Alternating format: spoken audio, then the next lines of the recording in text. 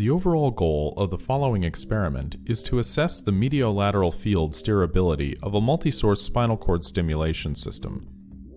In spinal cord stimulation, concordance of stimulation-induced paresthesia over painful body regions is a necessary condition for therapeutic efficacy.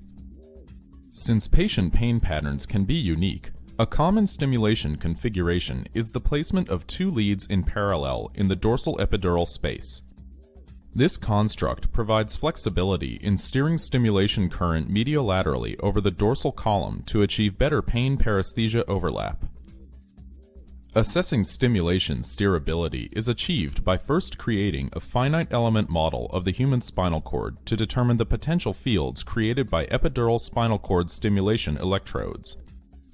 As a second step, the potentials within the dorsal column are calculated for a variety of cathodic currents delivered from two types of spinal cord stimulation systems: multi-source, where each implanted contact has a dedicated current source, and single source, where there is only one current source connected to multiple contacts. Next, the potentials are used to calculate the predicted volume of activation in the dorsal column for each system type, in order to compare the mediolateral resolution of fiber recruitment in each system. Results show that the multi-source system can target more central points of stimulation in the dorsal column than a single-source system, and the mean steering step for mediolateral steering is 20 microns for multi-source systems versus 1 millimeter for single-source systems, a 50-fold improvement.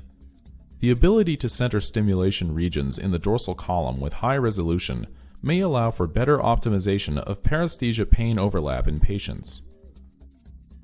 The main advantage of using multi-source